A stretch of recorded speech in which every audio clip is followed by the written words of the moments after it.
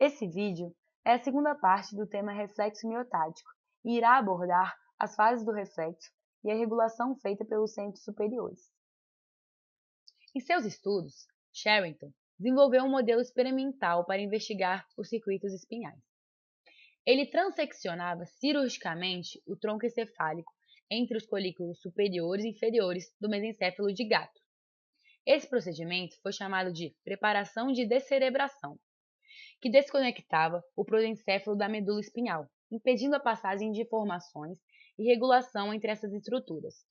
Ele percebeu então que animais descerebrados possuíam reflexos de estiramento mais evidentes e estereotipados do que animais que não passavam pelo procedimento, chegando à conclusão que esses reflexos sofriam regulação de centros superiores.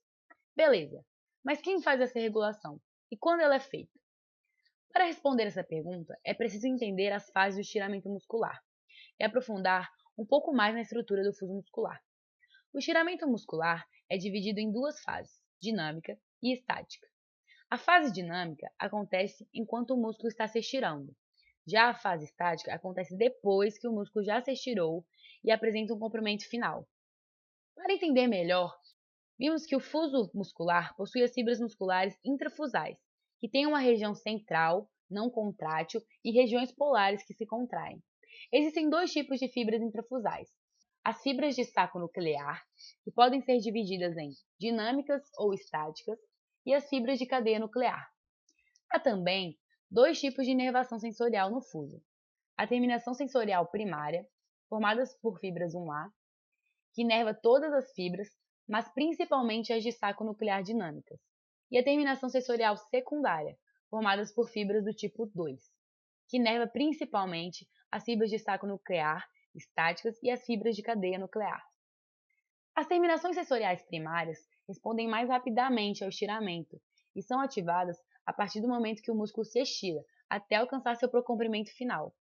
Por isso, participam da resposta dinâmica do estiramento e estão relacionadas com a velocidade de contração do músculo. As terminações secundárias já possuem uma resposta mais lenta e mandam informações sobre o comprimento final do músculo. Elas são responsáveis pela manutenção de um tônus muscular em resposta a uma carga exercida no músculo ou pela ação da força gravitacional.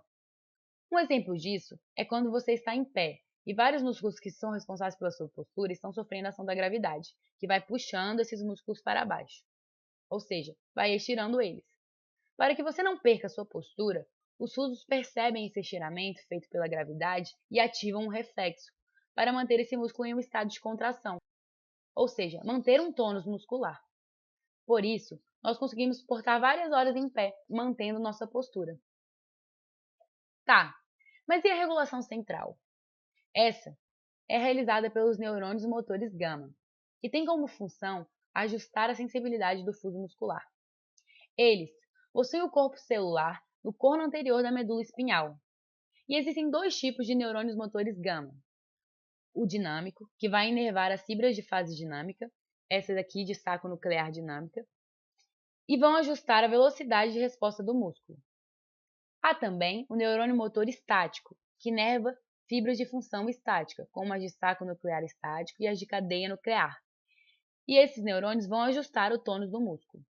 Os neurônios motores gama recebem ordens de neurônios motores superiores, e quando ativados, estimulam a contração dos polos das fibras, seja ela dinâmica ou estática, que quando contraem, estiram a parte central, sensibilizando as terminações nervosas. Isso é usado para ajustar o reflexo, ou seja, quando um músculo está sofrendo estiramento devido a uma carga e o reflexo é ativado, se os centros superiores do sistema nervoso quiserem que o músculo se contraia com maior velocidade em resposta ao estiramento, eles ativam os neurônios motores gama dinâmicos e a contração vai acontecer mais rapidamente. Mas se eles quiserem manter um determinado tônus durante todo o tempo que esse músculo for contraído, ou seja, um tônus sustentado, ativam os neurônios motores gama estáticos. Através desses gráficos, pode-se entender a ação dos neurônios nas fases. Sem a ação dos neurônios motores gama, a resposta das fibras sensoriais é dessa primeira forma aqui.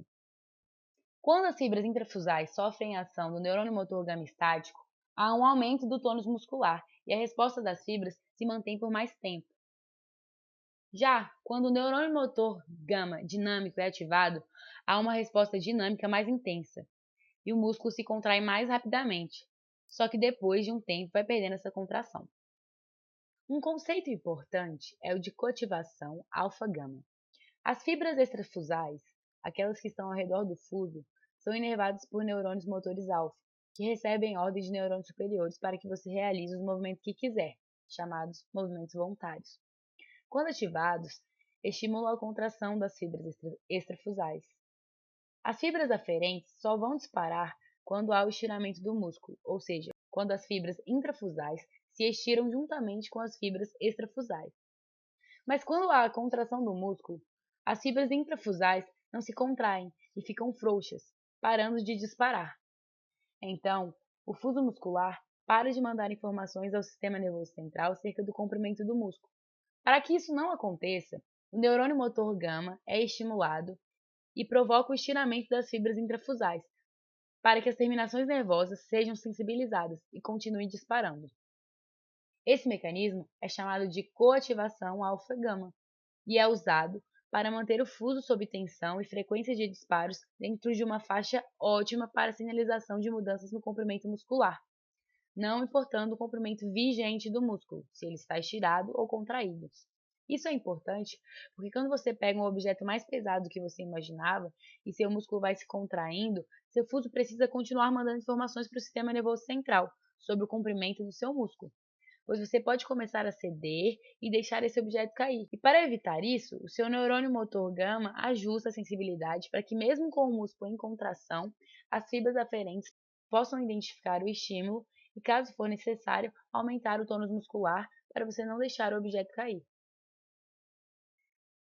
Para finalizar, os principais tratos que irão regular o reflexo miotádico serão os tratos vestíbulo espinhal, que é responsável pelas respostas automáticas para a manutenção de um tônus e a postura, trato córtico-espinhal, por onde passam os movimentos voluntários, em que vai ter a coativação alfa-gama, e o trato retículo-espinhal, que vai agir na marcha e com movimentos antecipatórios.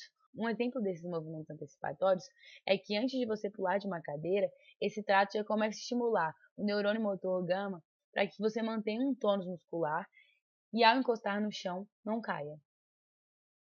Bom, esse foi o último vídeo sobre o tema reflexo miotádico e espero que ele tenha ajudado vocês a entender um pouco mais sobre esse reflexo. Essas foram as referências utilizadas.